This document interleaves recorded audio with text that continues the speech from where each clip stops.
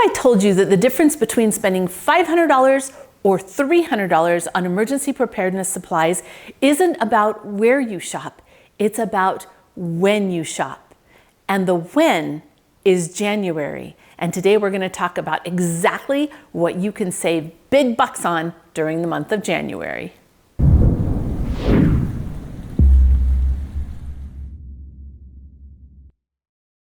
Hey Provident Preppers, I'm Kylene, and the very best month to stock up on prepper essentials is January.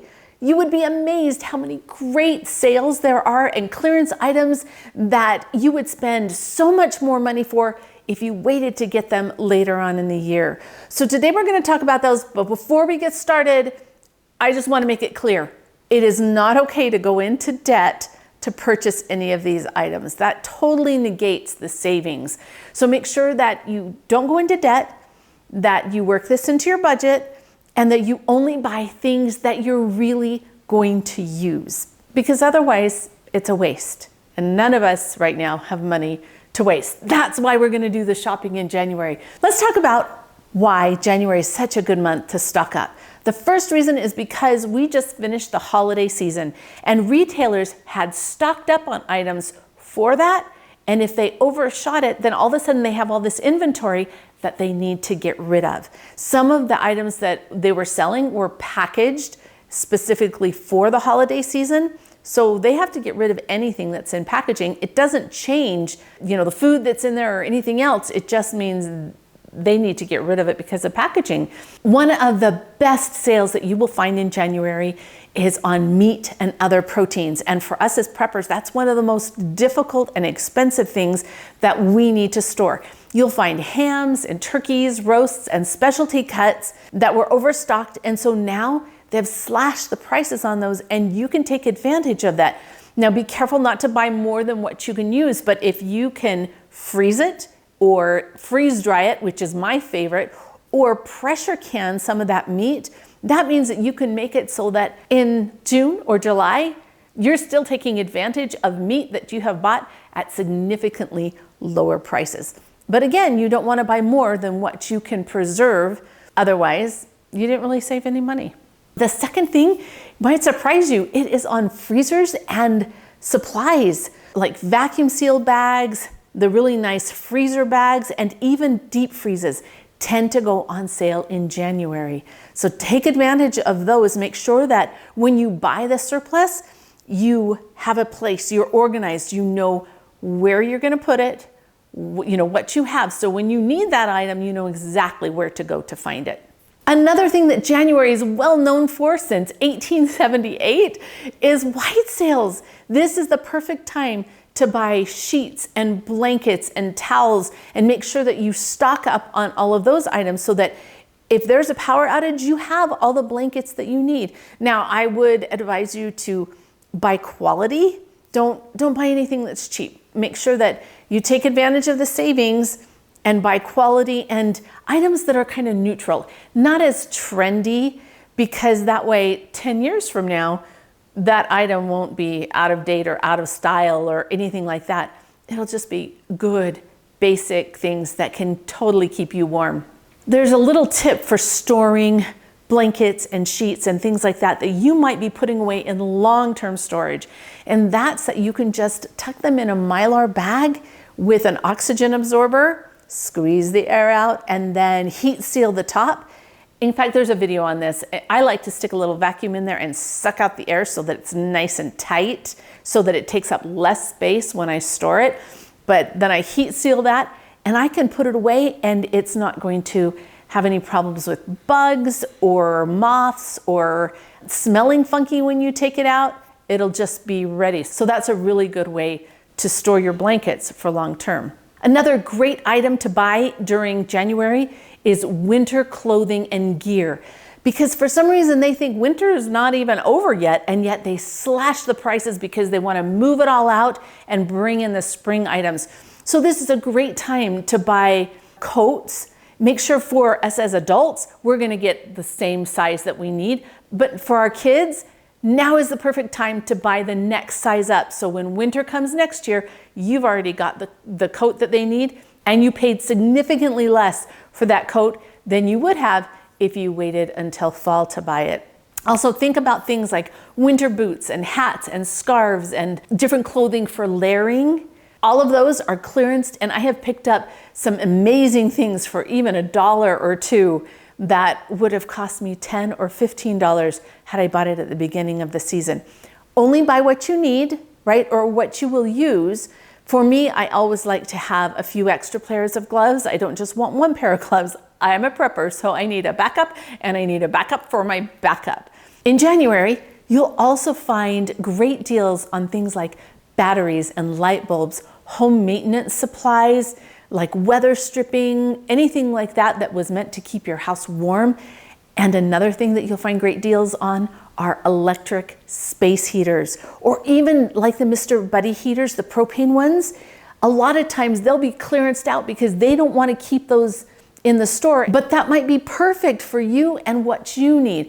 We always keep space heaters. In fact, if you click the card in the corner, it'll take you to a video that I created on that, because not every disaster or emergency comes with a power outage, and having a little space heater is a really good thing.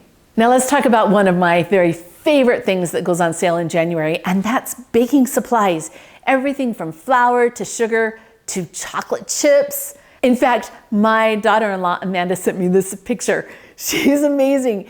She got all of this chocolate that normally would have been $9 and $10 a bag for 75% off. So she paid between $1 and $2 for each of these bags of chocolate. Now, she has a lot of kids. She has a lot of reason to have all that chocolate. But now she can just tuck that away in her little storeroom, and when she needs chocolate, she can bring it out and know that she paid so much less than the normal price for it. I want you to know I didn't go stock up on it because I shouldn't be eating that, but the plain chocolate chips and some of the other chocolate items, yes, absolutely. Now is a great time. And you'll also find items that were packaged for Christmas, right? They're in Christmas packaging, and they just slash the price to get all of that stuff gone. When you talk about how much you should buy, my personal rule of thumb is that when I find a super good sale, I want to buy whatever I would need to last me an entire year to make it to this next sale in January. And that depends on you and your situation.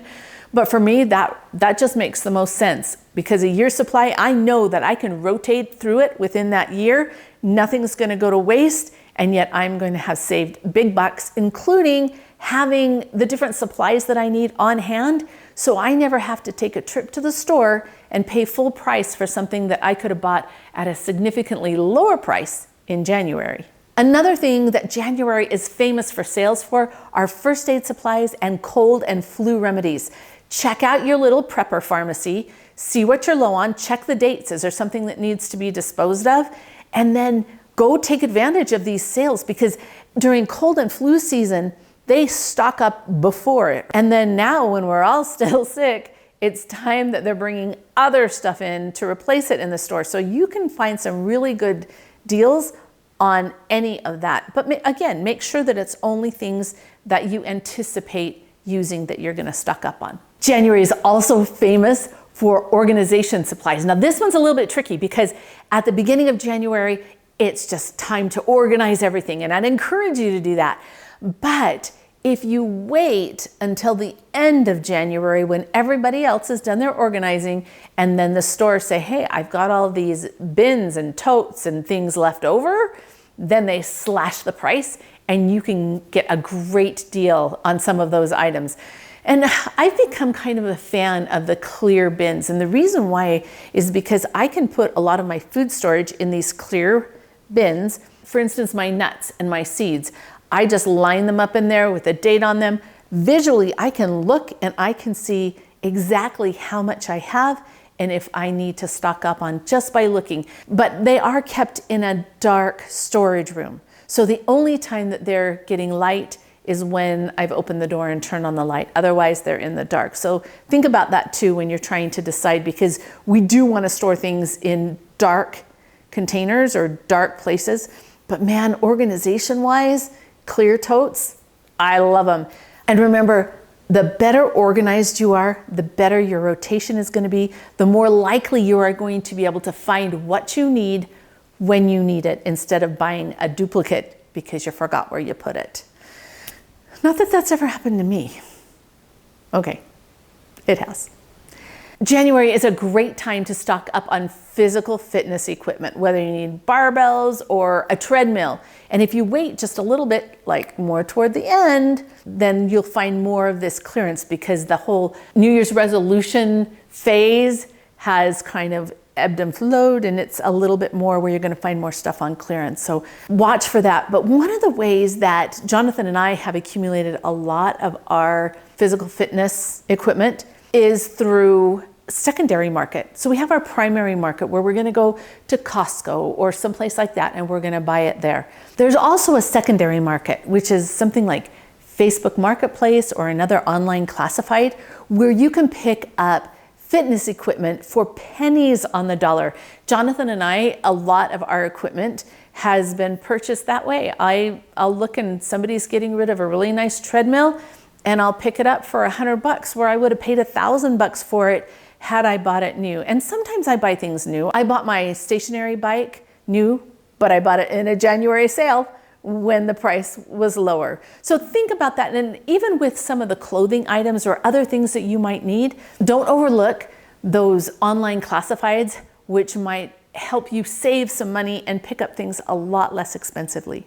Our personal goal for preparedness is to reduce the stress in our life by having what we need when we need it and having it easily accessible. I think that's really important. As we're encouraging you to stock up this January, we also want to encourage you to stay out of debt. Don't go into debt to buy any of this. Prepping isn't about accumulation. It's about wisely stocking up on things that you actually need, that you will actually use, that will make your life easier whether the power goes off or not. And the final caution that I would give you is not to buy cheap stuff. Oh, I can't tell you the number of times in my life when I bought some cheap stuff and it's worse than having nothing at all. So make sure that you buy quality, even if that means that you buy less or you buy it in an online classified instead of buying new. Evaluate what you need, look at your budget, and then take advantage of some of the great opportunities to save some money in January. Now for our question of the day. What things have you had to pay full price for that you would have saved so much money if you would have bought it in January? And what are you going to buy this month while the sales are awesome? I can tell you that we didn't get John's boots for Christmas yet. Remember we found holes in his boots and he really needs them? Well, you know what? Now is the perfect time while they're closing things out for both of us to get a new pair of winter boots so that we won't have to come October and pay full price for those. Thanks for joining us, but most of all, thanks for being part of the solution.